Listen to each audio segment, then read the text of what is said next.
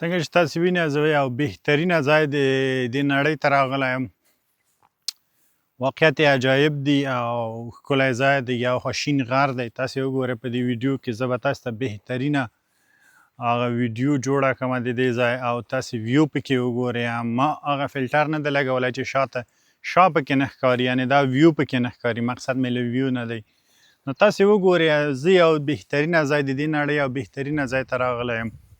نو ما وغوښتل تاسو ته د دې ځای تر ټولو ښکلی ځای تاسو ته وپېژنم او در وښیم. نو زه به داسې تاو شم چې کامره ما سره تاو شي، اتومات کامره ما راوړي. نو دا لاره ده او دغه لاره چې تاسې وینئ دا لاره زه په دې لارې راغلم. نو دلته مختلف رنګه خلک راځي، ځوانان، زاړه، سپین ږیري او رقم خلک راځي. نو زه هم راغلم او واقعیت یې سخته و. اوس زه له ځمکې نه 2000 متره هلته لوحه کې نوم شته و، 2000 متره زه له ځمکې نه جګ یم، یعنې 2000 متره د غر جګ دی له ځمکې نه او زه د غره په سر یم. نو تاسې وینئ زه به یو ځل بیا دا کامره داسې تاو کړم چې تاسې وګورئ. او دا درون بیک چې تاسې وینئ دا ما ځان سره راوړی، تاسې په خاطر دی کې تریپاټې دي، کامرې دي او همدغسې تاسې چې وینئ ما سره نور همداسې ګوشکي یو شی بل شی او مختلف رنګه شیان دي چې دې کامرې ته پکار دي، پاور بانک. نو ما ویلې چې دې ځای کې تاسو ته بهترینه ویډیو واخلم.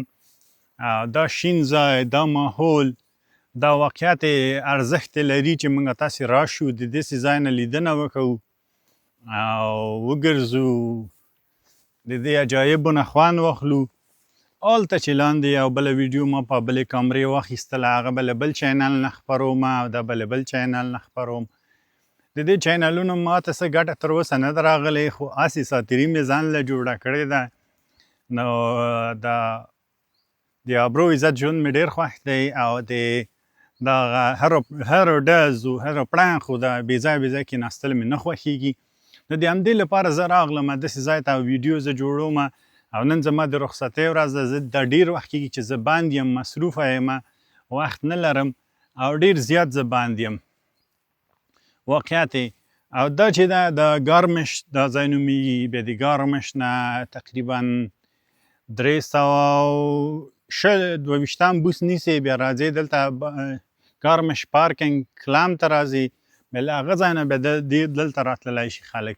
نو زه له دې نه دقیق آدرس نه کېږي او که له دې نه دقیق آدرس بیا غواړئ بیا باید چې مونشن ته راشئ، له مونشن نه بیا ترن ونیسئ د توتزنګ طرف او د ګارمش طرف د همدغې خوا نه بس بیا راشئ او خپل سفر ادامه ورکړئ. 2 ساعته لاره ده، نو تاسو په دې 2 ساعته کې کولی شئ ته د ځای راشئ، بس د دې ځای نه خوند واخلئ، خواري وکوئ، خوند واخلئ.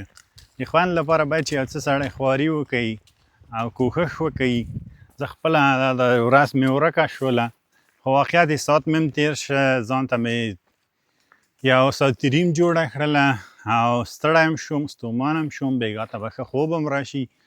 او واقعیت له دې څو شېبو چې ما دلته تېرې کړې ما خوند واخیسته. او یو شی هم له یاده ونه وځي چې ځان سره خوراکه راوړئ، څښاک راوړئ، څښاک یا اوبه یا مثلا انرژي، هر شی چې تاسې خوښېږي هغه ځان سره راوړئ چې بې له دې شیانو رانه شئ. نو بې له خوراکي رانه شئ. که یو نفر راځئ د یو نفر خوراکه راوړئ، د یو ورځ راوړئ، 2 ورځې راوړئ، 2 ورځې تېروئ، یو ورځ تېروئ، دا تاسې خپله خوښه ده، خو ځان ته خوراکه راوړئ. څښاک بیا ډېر زیات مهمه دی. نو څښاک داسې ځای کې واقعیت یې ډېر مهمه دی. او چې دلته راځئ په غره خیجې بیا سړي سینه سوځي، سینه یې سړي وچېږي او سړي نفس تنګېږي. نو تاسې کولی شئ چې بیا داسې ځای کې بس څښاک ځان سره راوړئ، خوراکه راوړئ او وڅښئ او وخورئ او راشئ چکر ووهئ. دونه وخورئ چې وویې شئ، انرژي بېرته اوبه کړی شئ. او که ډېرې وخورئ بس بیا دلته تکلیف درکوي، پازابوي، بس نور راشئ چکر ووهئ او دغه ځای نه خوند واخلئ. زه خو تل تنها راځم. زما د تنهایي وجه دا ده ځکه چې ما یو څو ځله نور هم ځان سره خلک راوستلی، نو بیا هغه یادګار یې پاتې شي، سړی لاړ شي یا څه وجه شي یا څه هغه شي، ژوند دی که نه کله ښه راځي کله بده راځي، بس لاړ شي نفر خپلې لارې ته لاړ شي. او بل مسله دا ده چې زه په څه وجه یعنې ته نه راځم، که نه ما سره ملګري شته هم دي. پرونه ما څو ملګرو ته ویلې خو هغوی بند وله بیا رانغله. نو په دې وجه باندې چې دلته زه تنها د ده لپاره راځم چې یو خو سړی کولی شي چې ازاده وګرځي، یعنې د چا د زړه تابع مجبوره نه یې چې چا زړه ومنې او ته هغه په یوې لاره ځي ته په بلې لاره ځي. بس په دې کې ته سړی ګیر راشي، ته مجبوره چې خپل زړه له هغه هیلو نه تېر شي او خپل خواهشاتو نه تېر شي او مجبوره هغه سره په هغه لاره لاړ شي.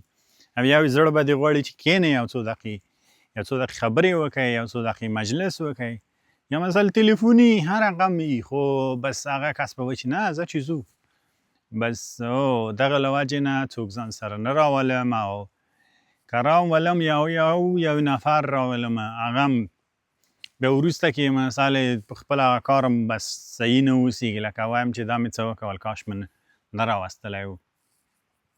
نو دا وجې دي، دغه مختلفه دلیلونه دي چې زه تنها ګرځم. د تنها ګرځېدو او واقعیت یې خوند ډېر دي هغه د 2 نفر 3 نفرونه، خو بعضې وخت د تنهایي هم دونه ستړي کوونکي شي، دونه زړه ماتوونکي شي چې بیا هغه مسافري هم په سړي سخته شي او هغه هم په سړي سخته شي. اوس وخت کې د اوس لحظه کې بهترینه لحظه ده زما لپاره، بهترینه شیبې دي. زه له دې شیبې نه بهترینه خوند اخلم، تر دې نه ښه شیبه زما لپاره شته نه.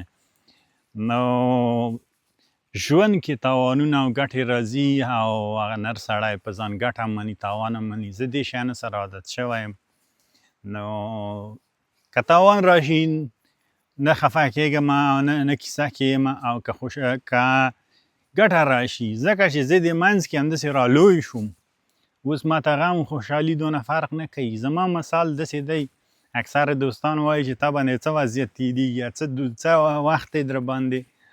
زه وایم چې ای د خدای بنده، زه داسې یم لکه دغه غر، په غره باندې واوره اوري، باران اوري، بس هر رقم یخني راځي، ګرمي راځي، یا د تېرېږي او بس غر په خپل ځای دی. زموږ مثال د غره دی، د مسافر چې هغه سړی مسافري وکوي د هغه بدن دونه کلک شي چې هر رقم سختۍ، هر رقم بدبختۍ، هر رقم خوارۍ، د سعودي مسافر، د دوبۍ مسافر، خلیج مسافر، د اروپا مسافر دا ډېرې سختې ګالي، ډېرې سخت په ځان تېروي.